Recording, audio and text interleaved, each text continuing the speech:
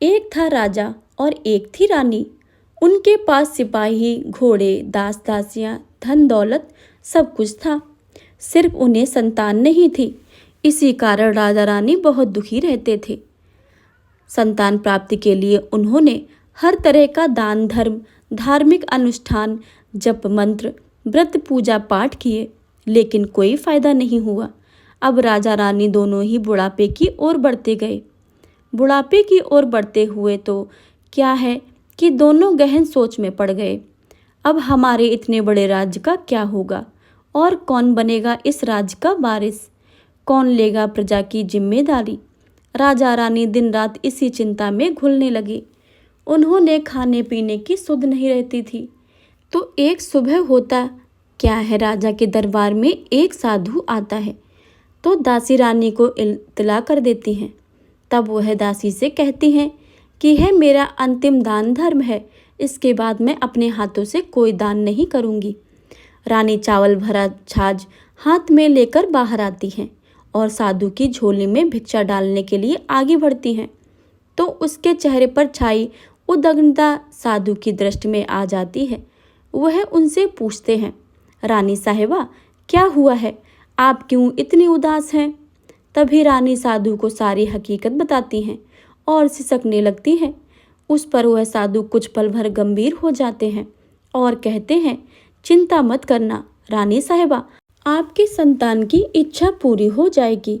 आपकी कोख से एक पुत्र जन्म लेगा। मात्र वह 14 साल तक ही आप लोगों को मिलेगा। इसके आगे वह इस मृतलोक में नहीं रह पाएगा। इससे बढ़कर आपको कुछ देना मेरे लिए संभव नहीं है। अपनी पूरी बात करते हुए अपनी झोली में हाथ डाला, थोड़ी सी भभूत निकाल कर रानी को दे दी और कहा कि आप और महाराज दोनों इसे बांटकर ग्रहण करना। तुम्हें जल्द ही पुत्र की प्राप्ति होगी। इतना कहकर साधु अपनी राह चला गया। उसके जाने के बाद रानी सोचने लगी, 14 साल तो 14 साल ही हैं। उतने समय के लिए हमें पुत्र मिलेगा, यही काफ़ी है। उतने साल तक मैं उसे जी जान से बड़ा ही प्यार करूंगी। उसे ढेर सारा लाड़ दुलार करूंगी। अपनी संतान की मुराद पूरी करूंगी।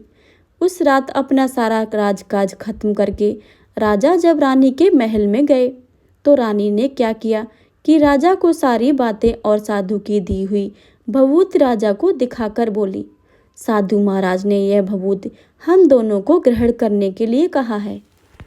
राजा बोले, इतना दान धर्म किया है, जब तब किया है, कोई फल नहीं मिला है। अब इस भभूत से हमें संतान प्राप्त होगी क्या? उस पर रानी बोली, जब इतना सब कुछ किया है तो यह भी सही। काम ख्वाह होकर उस साधु के क्रोध को क्यों बुलवा दें? राजा को अब किसी पर विश्वास नहीं था, लेकिन पत्नी को दुखी ना पहुँचे इसलिए वह राजी हो गए। राजा राजी हो गए तो क्या होता है कि राजा रानी दोनों नहाते धोते फिर अपने भगवान का नाम स्मरण करते हैं, अपने पुरखों को स्मरण करते हैं और उस साधु महाराज का नाम स्मरण करके वह भभूत बांटकर दोनों खाते हैं। उसके बाद दोनों निश्चिंत होकर सो जाते हैं। तो कुछ दिन गुजर जाते हैं और साधु द्वारा कहे अनुसार रानी गर्भवती हो जाती है। उस पर राजा रानी दोनों की खुशियों में गगन नहीं समाते। राजा रानी से बोले, महारानी, सचमुच साधु महाराज की कृपा हो गई है। तो 9 महीने 9 दिन और 9 घंटे पूरे होकर रानी ने एक सुंदर गोरे चिट्टे पुत्र को जन्म दिया। राजा ने बड़ी धूमधाम से पुत्र का नामकरण किया। सारे राज्य में 8 दिन तक अन्न सप्त पर रखा गया, उत्सव मनाया गया। अब कुपुत्र की कुंडली देखने के लिए राज्य के सबसे विद्वान पंडित जी को बुलाया। तो कुंडली देखकर पंडित जी बड़े ही चिंतित हो गए। कहने लगे, महाराज, हमारा राजपुत्र सिर्फ 14 वर्ष तक के लिए हमारे पास रहेगा। राजा को इस बात की भनक भी थी, रानी को भी साधु महाराज की बात याद थी। दोनों चुप रह जाते हैं। उसके बाद राजा और रानी बड़े लाड प्यार से बेटे की परवरिश करते हैं, उसकी हर ख्वाहिश को पूरा करते हैं। थोड़े समय के लिए ही सही, भगवान ने संतान की अपनी मुराद पूरी कर दी है, इससे वे समाधान मानते हैं। राजपुत्र दिन ही दिन बड़ा होता गया। वह जब 7 साल का हो जाता है तो राजा एक अच्छे गुरु की नियुक्ति करके उसे पढ़ाई लिखाई, राजशास्त्र, शस्त्र विद्या, घुड़सवारी इत्यादि 12 विद्याओं का शिक्षण देते हैं। जब वह सब शस्त्र विद्या में पारंगत हो जाता है और 12 साल की उम्र का हो जाता है, तब एक अच्छी सी राजकन्या खोजकर उसकी शादी कर देते हैं। तो 2 साल और बीत जाते हैं। बेटा 14 साल का हो जाता है। एक दिन राजपुत्र राजा से बोलता है, पिताजी, मैं अपना सारा राज्य घूमकर देखना चाहता हूँ। आज तक मैंने सिर्फ इस रजवाड़े के अतिरिक्त कुछ नहीं देखा है। बेटे की बात सुनकर राजा चिंतित हो जाता है, क्योंकि पुत्र का 14वां वर्ष शुरू हो जाता है। अब कोई अनहोनी होने का वक्त नजदीक आ पहुंचा था, लेकिन राजा ये बातें पुत्र को नहीं बता सकता था। वह क्या करता कि चेहरे पर खुशी लाकर बेटे से कहता, हाँ हाँ जरूर जाओ बेटा, तुम अपना सारा राज्य घूम कर देखना चाहिए। कहाँ क्या है यह सब जानना चाहिए। कल मेरे बाद तुम्ही को तो राजा बनना है। मात्र एक बात ध्यान को रखें कि तुम जहाँ भी रहो, क्या कर रहे हो, यह बात अपनी पत्नी को नहीं बताना। पुत्र कहता है, ठीक है पिताजी, आपने जो कहा है मैं वैसा अवश्य करूँगा। तो होता क्या है कि राजपुत्र दिन भर अपनी पत्नी के साथ मौज मस्ती करता है, खुशियाँ मनाता है और रात को ठीक 12 बजे बिस्तर से उठकर बाहर चला जाता है। फिर पौ फटने से पहले वापस अपने महल में आकर सो जाता है। ऐसे बहुत दिनों तक चलता रहा। वह पुत्र को 14वां साल खत्म होने में कुछ ही दिन बाकी रहते हैं। इतने में क्या होता है कि उसकी पत्नी यानी छोटी रानी रात में जाग जाती है। वह देखती है कि बिस्तर पर राजपुत्र है ही नहीं। वह चुप से महल में जाकर सब कुछ जगह देखती है, तो राजपुत्र कहीं भी नजर नहीं आता। तो वह क्या करेगी, किससे कहेगी? वह चुपचाप रहती है। फिर भोर होने पर वह देखती है कि उसका पति अपनी जगह पर सोया हुआ है। वह पति के से कुछ नहीं पूछती है, लेकिन दूसरी रात भी वैसा ही होता है। तीसरी रात और चौथी रात, ऐसे बहुत दिनों तक दिन चलते रहे। रानी बहुत ही चिंतित हो जाती थी कि पति रात को जाता कहाँ है, किससे मिलने जाता है। उसके मन में ढेर सारे सवाल उठते हैं, लेकिन उसे पूछने से डर लगता था। शायद पति गुस्सा होकर बैठे। सास ससुर से पूछने के बारे में सोचा तो उसकी कुल मर्यादा में बीच में आ जाती थी। तो इस तरह मन ही मन वह कुढ़ती रहती थी। इस हालत में उसे खाने पीने में दिलचस्पी नहीं होती थी। वह दिन पर दिन दुबली और पतली हो जा रही थी। तो उस राज्य में फूल बेचने वाले की एक बूढ़ी मालिन थी। वह हमेशा छोटी रानी को फूल देने उसके महल में आती थी। उस बुढ़िया का ध्यान छोटी रानी पर जाता है, तो वह पूछती है कि बेटी, तुम किस बात का दुख है? तुम इस तरह सूख कर कांटा क्यों बन रही हो? उस पर रानी कहती है, क्या बताऊं तुम्हें अम्मा, तुम्हारा राजपुत्र हर रात बिस्तर पर उठकर कहीं चला जाता है और सुबह भोर होते ही वापस आकर सोता है। वह कहाँ जाता है? प्रेमिका से मिलने जाता है क्या? क्या सोच सोच कर मैं अन्न जल ग्रहण नहीं कर पाती हूँ और सूख सूख कर इस तरह से कांटा बन गई हूँ। बुढ़िया सब बातें सुनकर उसे एक उपाय बताती है, तो बेटी ऐसा करना, आज रात तुम सोना मत, उसके पीछे पीछे जाकर देखना कि वह कहाँ जाता है, क्या करता है, उसकी अच्छी तरह से पहरेदारी करना। पर मुझे नींद आ गई तो? तुम्हें नींद ना आए इसलिए एक काम करना, अपने बाएं हाथ की उंगली में एक जख्म करना, उस पर थोड़ी सी मिर्ची छिड़कना। उससे तुम्हें बड़ी जलन होगी और उस पीड़ा में तुम्हें रात भर नींद नहीं आएगी। रानी बुढ़िया के कहे अनुसार करती है। उंगली की जलन से उसे थोड़ी देर तक नींद नहीं आती, लेकिन बाद में वह सो जाती है। दूसरे दिन सब बुढ़िया फूल लेकर उसके महल में पहुंचती है और पूछती है, क्या हुआ बेटी, देख पाई कि पति कहाँ जाता है? रानी कहती है कि नहीं अम्मा, पहले कुछ समय जलन पड़ने के कारण मुझे नींद नहीं आई, पर कुछ देर पश्चात मैं सो गई। बुढ़िया कहती है, कोई बात नहीं, आज तुम उंगली पर पहले से थोड़ा बड़ा जख्म करना और ज़्यादा मिर्च लगाना। तो वो रानी वैसा ही करती है, परंतु वह सिर्फ पति के बिस्तर से उठकर बाहर निकलते वक्त जग पाई। वह उसके पीछे नहीं जा सकी, क्योंकि उसकी आंखें उस समय तक मूंद गई थीं। दूसरे दिन सुबह बुढ़िया आती है तो उसने पूछने से पहले ही रानी रोकर कहती है, अम्मा, मैं आज भी उनकी पहरेदारी ठीक से नहीं कर पाई। बुढ़िया कहती है, रोना नहीं बेटी, सब कुछ ठीक हो जाएगा। तुम आज रात जख्म और बड़ा करना और उस पर ज़्यादा मिर्च छिड़कना। और एक काम करना बेटी, जब वह जाने के लिए निकलता है तो उसका रास्ता रोकना। बुढ़िया ने जैसा बताया, रानी ने वैसा ही करती है। आज रात उसे नींद नहीं आती है। पति रात 12 बजे बिस्तर से उठकर जब महल से निकलने के लिए चलने लगता है तो वह बुढ़िया ने जैसा बताया वैसा ही करती है। दौड़कर जाकर पति का रास्ता रोकती है और कहती है कि कहाँ जा रहे हो, किससे मिलने जा रहे हो, मुझे बताओ। राजपुत्र उसे समझाने की बहुत कोशिश करता है। देखो, अगर मैंने तुम्हें यह बताया तो मैं दोबारा नहीं मिल पाऊंगा। कोई बात नहीं, नहीं मिल पाओ, लेकिन आप रात में कहाँ जाते हो वह सब मुझे पहले बता दीजिए। राजपुत्र निरुपाय हो जाता है। पत्नी की जिद के आगे उसकी एक नहीं चल पाती है। ठीक उसी प्रकार उसी समय उसका 14वां साल खत्म होकर 15वां साल लगने वाला था। जो होता है वह जाने दो, वह सोचता है और कुछ चावल मंत्रों में सिद्ध करके पत्नी को देकर कहता है, इन चावलों के दानों को दोनों हाथों की मुट्ठी में पकड़ना। पहले दाएं हाथ में पकड़े चावल मेरे ऊपर फेंकना। मैं कौन हूँ तुम्हें पता चल जाएगा। बाद में बाएं हाथ में पकड़े चावल मेरे ऊपर फेंकना। मैं जैसा था तुम्हें मिल जाऊंगा। लेकिन यदि तुम बाएं हाथ के चावल मेरे ऊपर फेंकना भूल गई तो मैं तुम्हें कभी नहीं मिल पाऊंगा। नहीं भूलूंगी, रानी में बड़े आत्मविश्वास के साथ कहकर दाएं हाथ के पकड़े चावल पति के ऊपर फेंक देती है तो राजपुत्र एकदम एक विशाल घोड़ा बन जाता है। एकदम उम्दा, सफ़ेद, गर्दन पर लंबी आयाल देखते देखते वह तेजी से दौड़ने लगता है। रानी उस समय घोड़े को एकदम भौचक्की होकर देखने लगती हैं और पति ने बाएं हाथ के चावल फेंकने की जो बात कही थी वह भूल जाती हैं। उसकी आंखों के सामने घोड़ा महल के बाहर निकल कर जाता है। घोड़ा जो महल से बाहर जाता है तो वापस ही नहीं आता। अब रानी को बड़ा पश्चाताप होता है।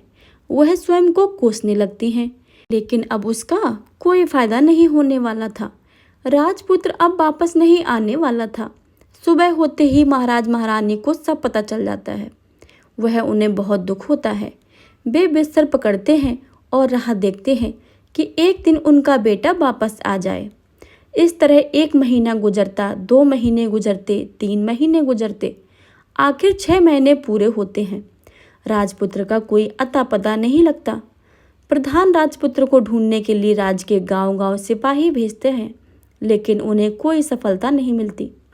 इधर रानी अपनी हट के कारण पति गायब हो गया यह सोचकर स्वयं ही मन को मन कोसती हैं और प्राण लेती हैं कि कुछ भी करके पति को ढूंढ ही लाएंगी और उसे वापस लेकर ही आएंगी।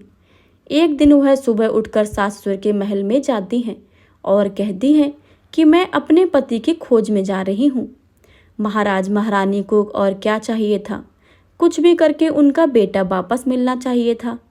वे बहू को जाने की अनुमति देकर कहने लगे, बेटी तुम जो चाहो करो, वहाँ जाना, लेकिन मेरे बेटे को वापस लेकर ही आओ। भगवान तुम्हें कामयाबी दे। अब रानी क्या करती कि अपना सीधा वेश बदलकर एक सेठानी बन जाती है। कुछ दास दासियों को, कुछ नौकरों को साथ में लिया, कुछ सामान साथ में लिया और राज्य की सीमा पर जाकर वहाँ एक भोजनालय खोल लिया। अब आने वाले सब यात्रियों को खाना मुफ्त में देने लगी। मात्र एक शर्त रखी कि खाने वालों को उसकी दिखाई कोई अजीब चीज़ उसकी मालकिन को यानी राजकन्या को बतानी पड़ेगी। तो वहाँ आने वाले हर नागरिक अपनी तरफ से मैंने यह देखा है, मैंने यहाँ देखा है कहकर वहाँ से मुफ्त खाना खाकर जाता था। परंतु रानी को जो बात चाहिए थी वह अभी तक नहीं मिली थी। ऐसे ही कुछ दिन बीत गए तो इधर क्या होता है कि रानी के महल फूल लेकर जाने वाली बुढ़िया से एक बेटा और एक बहू थे। उनका एक छोटा बेटा था, यानी बुढ़िया का एक पोता था। तो बेटा और बहू सुबह शाम काम के लिए निकलते थे, तो पोते को संभालने की जिम्मेदारी बुढ़िया की ही रहती थी। बुढ़िया दिन भर पोते को संभालती थी। एक दिन क्या होता है कि बुढ़िया को पान खाने की आदत थी, तो पान लगाने के लिए चूना चाहिए था। उसे तैयार करने के लिए सीपियाँ लेकर आई। इन सीपियाँ भूनने के लिए गोबर के कंडे चाहिए थे। कंडे इकट्ठा करने के लिए वह बांस की टोकरी लेकर चरवाहे के मैदान में गई। वहाँ बहुत सारे कंडे थे। उन्हें जमा करते करते उसे घर आने में अंधेरा हो गया।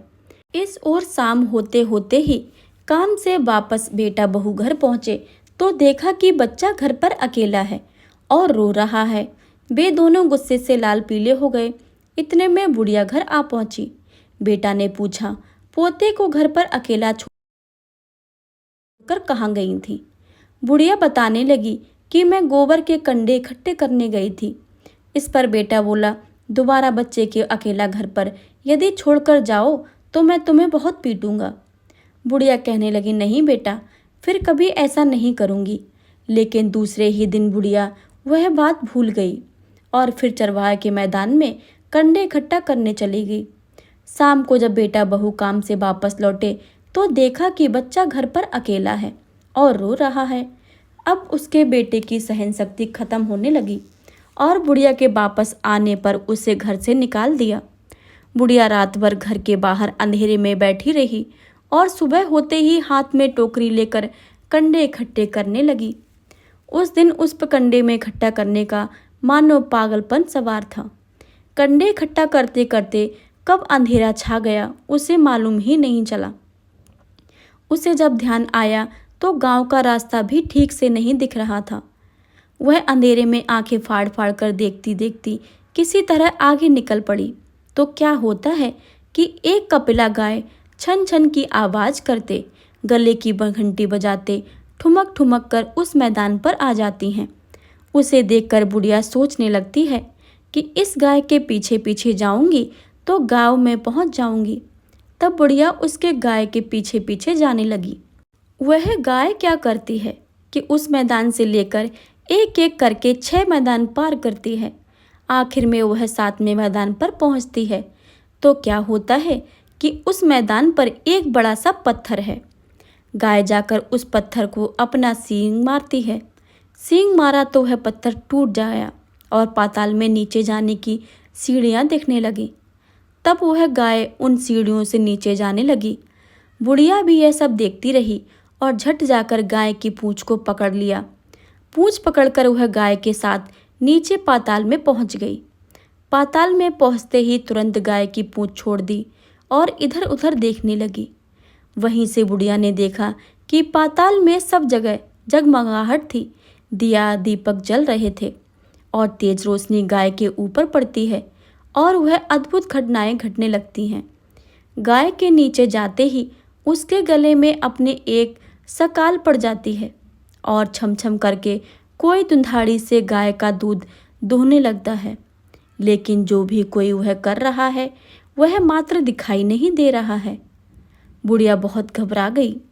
कहाँ आकर फंस गई हूँ, यह सोचने लगी और वहाँ छिप जाने के लिए जगह ढूंढने लगी। लेकिन उसे कहीं भी जगह नहीं मिली। हर जगह उजाला ही उजाला था। तो वह एक कोने में खड़ी रहकर और सब कुछ सामने हो रहा था वह चुपचाप देखने लगी। कुछ पल के बाद वह झट से एक उम्दा सफ़ेद घोड़ा आया। वहाँ 2 कुंड थे। उसमें से एक कुंड में उस घोड़े ने छलांग लगाई और ऊपर आ गया। अब उसे राजपुत्र का रूप प्राप्त हो गया। राजपुत्र बनने के बाद उसने दूसरे कुंड में पानी में स्नान किया। वहाँ रखे नए कपड़े पहने। नज़दीक ही एक सुंदर पलंग था, उस पर आकर बैठ गया। उसके सामने अपने आप 5 पकवानों की थाली आ गई। दूध की एक प्याली आ गई। पान सुपारी आ गया। उसके सामने एक दिया जलता रहा। राजपुत्र ने खाना खाया, दूध पिया, पान सुपारी खाया और बिस्तर पर लेट जाने से पहले सूर्यदेव का स्मरण करके अपने जलते दिए से पूछा, दिए दिए दीपंकर, मेरा माता पिता क्या कर रहे हैं? दिया बताने लगा, बेटे के शोक में डूबे हैं। राज कौन संभाल रहा है? राज्य प्रधान संभालता है। मेरी पत्नी क्या करती है? उसने चौराहे पर भोजनालय शुरू किया है और आते जाते लोगों से वह नई खबरों के बारे में पूछती है। दिए के कहते ही राजपुत्र कहता है, ठीक है, उसके बाद वह सो गया। बुढ़िया कोने में खड़ी रहकर यह सब देखती रही। ऐसी अद्भुत घटना उसकी जिंदगी में पहली बार देखी है। उसे अंदर ही अंदर चुलबुलाहट होने लगी और भूख प्यास भूल गई और आगे क्या होता है कि उत्सुकता में देखने लगती है। लेकिन उसके बाद कुछ ऐसी घटनाएं घटती हैं। रात गुजर हुई और सुबह हो गई। सुबह होने पर पलंग पर सोया राजपुत्र उठा और फिर से पहले कुंड में छलांग लगाई तो वह फिर से घोड़ा बनकर कुंड से बाहर आ गया। बाहर आते ही वह तेजी से उस पाताल नगरी से बाहर निकल गया। लेकिन वह कहाँ गया, बुढ़िया को कुछ पता नहीं चला। उसके बाद पिछली रात की तरह कोई उस गाय का छमछम करके दूध दोहने लगा। जैसे ही दूध दोहना खत्म हुआ, उसके गले की साकर अपने आप खुल गई और वह तेजी से ऊपर आने वाली सीढ़ियों के ऊपर भागने लगी।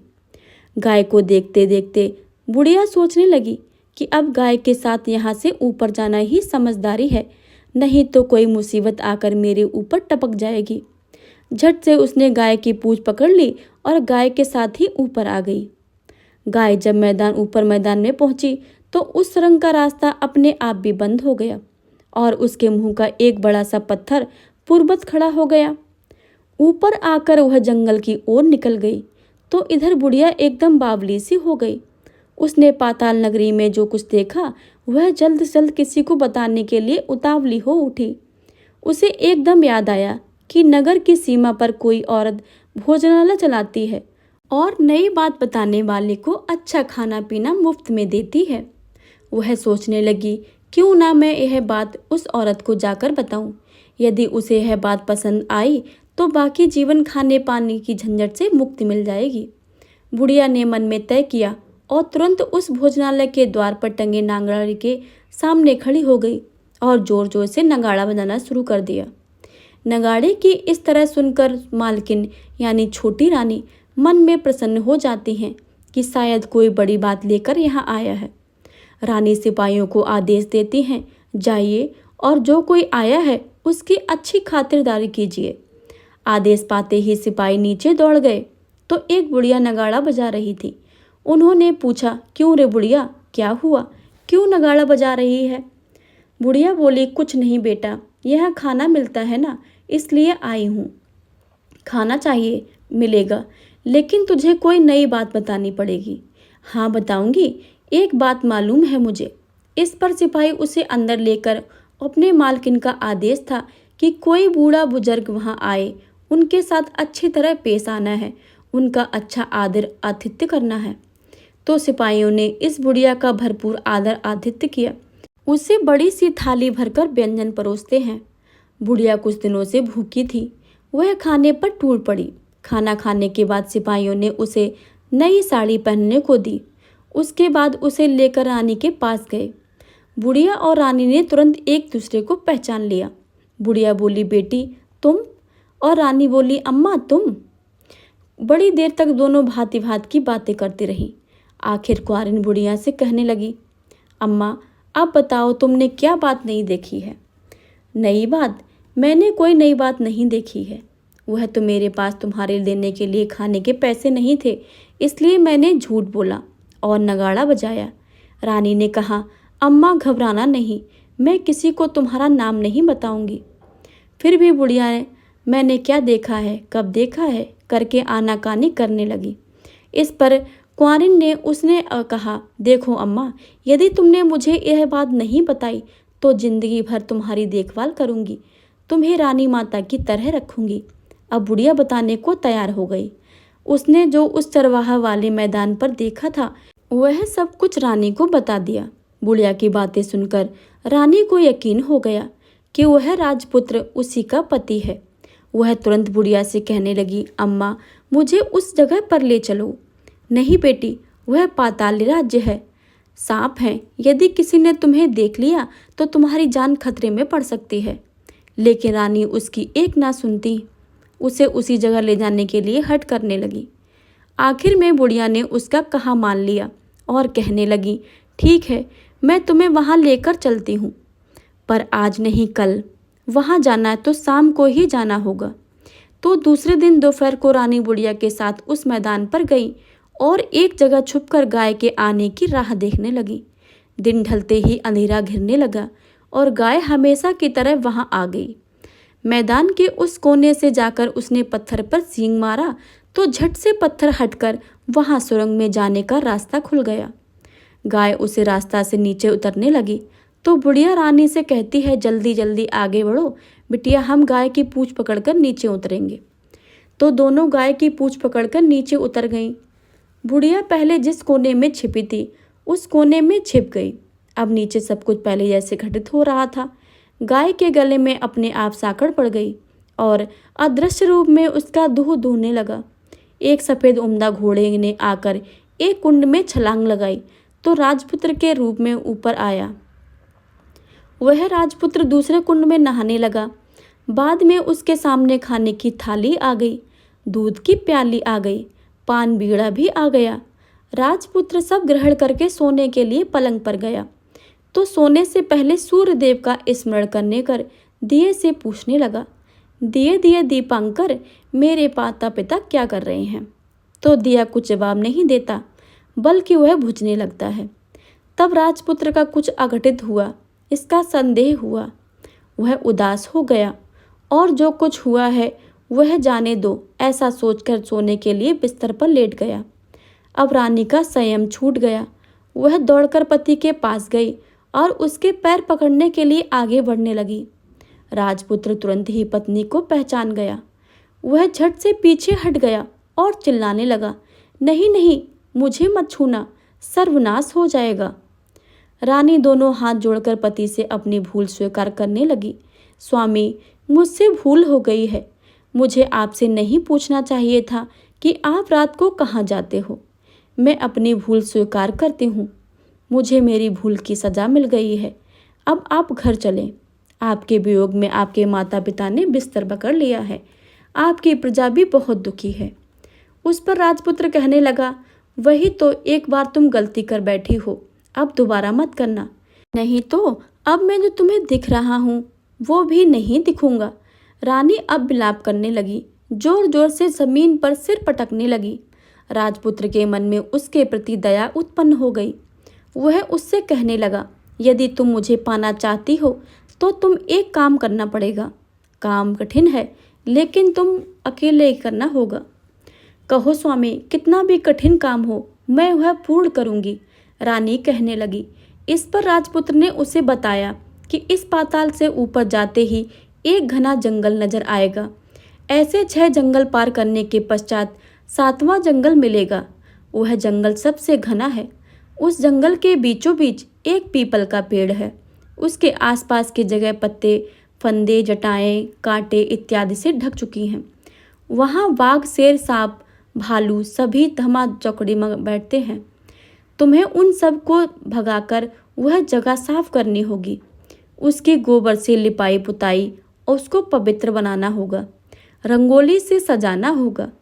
उसके बाद वहाँ धूप, कपूर, अगरबत्ती जलानी होगी। फूल, कुमकुम से पेड़ के तनों की पूजा करनी होगी। दूध दही से बने चावल का भोग चढ़ाना होगा। ये सब तुम्हें दोपहर को 12 बजे के बाद पहले ही करना पड़ेगा। 12 बजने के समय तुम्हें उस जगह पर बैठकर सूर्य भगवान का ध्यान करना। ठीक 12 बजे सूर्य भगवान का रथ वहाँ उतरेगा। वे सब वहाँ देखकर खुश हो जाएंगे और कहेंगे कि जिस किसी ने यह सब किया है उसे मैं मन चाहा फल दूंगा। तो तुम सामने जाकर उनके रथ के दाहिना घोड़ा मांगना, मैं तुम्हें मिल जाऊंगा। इतनी बात कहकर राजपुत्र अपने पलंग पर सो गया और छोटी रानी भोर होने की राह देखने लगी। भोर होते ही वह बुढ़िया के साथ गाय की पूंछ पकड़कर ऊपर आ गई। ऊपर आने के बाद वह बुढ़िया से कहने लगी, अम्मा, अब मैं अकेली ही आगे जाऊंगी, तुम भोजनालय वापस जाओ। वह जंगल में जाकर राजपुत्र की बताई जगह ढूंढने लगी और स्वयं आरी से वह सब जाग साफ करने लगी। बाद में राजपुत्र ने जैसे बताया वैसी लिपाई पुताई करके वापस आ गई। दूसरे दिन पौ फटने से पहले उठी और जंगल में उस जगह पहुंची। वहां जाकर इत्र, गुलाब का पानी छिड़क कर वह जगह सुगंधित की। धूप अगरबत्ती जलाकर उसे पवित्र किया और पूजा की सब सामग्री वहां तैयार रखकर सूर्य भगवान का ध्यान करने बैठ गई। जैसे ही पति ने बताया कि दोपहर को ठीक 12 बजे सूर्य भगवान का रथ उस पीपल के पेड़ पर आकर रुकेगा। सूर्य भगवान ने जब रथ से नीचे देखा तो सुगंधित वातावरण देखकर वे बहुत प्रसन्न हो गए। फिर वे बोले, जिस किसी ने यह काम किया है, यह आकर मुझसे कोई वरदान मांग ले और मैं उसे दे दूंगा। रानी ने जब यह शब्द सुनते ही वह तो बिना समय गवाए दौड़कर उनके सामने आ गई और उनको साष्टांग नमस्कार करके बोली, भगवान, मैं वही हूँ, मैंने ही इस जगह को साफ किया है। अच्छा, तो तुम जो चाहिए वह मांगो। भगवान, मुझे आपके रथ का दाहिना घोड़ा चाहिए। सूर्य भगवान बोले, नहीं नहीं, मैं तुम्हें कुछ और भी दे सकता हूँ, लेकिन यह घोड़ा नहीं दे सकता। मेरे रथ के 12 घोड़े हैं, तुम चाहो तो कोई और घोड़ा मांग लो, लेकिन यह दाहिना घोड़ा नहीं, वह मैं तुम्हें नहीं दे सकता हूँ। छोटी रानी ने एक नहीं सुनी, वह सूर्यदेव से एक बात कह रही थी, वही दाहिना घोड़ा दे दीजिए, नहीं तो मैं आपके पैरों में गिरकर अपनी जान दे दूंगी। सूर्यदेव धर्म संकट में पड़ गए। उन्होंने वचन दे दिया था, अब अपने वचन से पलट गए तो नहीं हो सकते थे। ठीक है, दिया तुम्हें घोड़ा, सूर्यदेव ने कहा। फिर एक बात और भी कही, देखो, मैंने तुम्हें घोड़ा तो दिया है, लेकिन वह तुम्हें यहाँ नहीं मिलेगा, तुम्हें उसे पाताल में जाकर ही लाना होगा। रानी बोली, पाताल में? मैं क्या भगवान, मैं उन्हें पाने के लिए कहीं भी जा सकती हूँ। रानी को वचन सुनकर सूर्यदेव अपने मार्ग में चले गए और इधर रानी जंगल से अपने भोजनालय में आ गई। फिर वह बुढ़िया को लेकर उस मैदान पर आ गई। जल्दी ही शाम हो गई। शाम होते ही वहाँ एक गाय आई। उसने सींग मारकर तुरंत सुरंग को बना दिया और नीचे उतरने लगी। रानी और बुढ़िया जल्दी जल्दी उसके पूंछ पकड़कर नीचे उतर आईं। नीचे पाताल में सब घटनाएं पहले की तरह घटने लगी। घोड़े का एक कुंड में नहाकर राजपुत्र बन जाना, नहा धोकर पलंग पर बैठ जाना, तो उसने थाली खाने की, दूध की प्याली आना, पान बीड़ा आना। लेकिन आज एक बात नहीं घटी। आज 2 थाली, 2 दूध की प्याली, 2 पान के बीड़े उसके सामने आए। वह कुछ नहीं बोला। उसने हिस्से की थाली खाकर, दूध पीकर और पान बीड़ा चबाकर वह सोने चला और हमेशा की तरह दिए से पूछने लगा, दिए दीपांकर, मेरे माता पिता क्या करते हैं? दिया ने बताया, वे दोनों बहुत शोक से मरने की स्थिति में पहुंच गए हैं। ऐसा झट से उसकी आंखों से आंसू टपकने लगे। फिर वह पूछने लगा, दिए दीपांकर, मेरा राज्य कौन चला रहा है? तुम्हारा राज्य प्रधान चला रहा है और सब कुछ हड़प चुका है। वह प्रजा पर बहुत अत्याचार कर रहा है। सुनकर राजपुत्र को बहुत गुस्सा आया। वह गुस्से से अपने मुट्ठी भींचने लगा। वह पूछने लगा, दिए दीपांकर, मेरी पत्नी क्या कर रही है?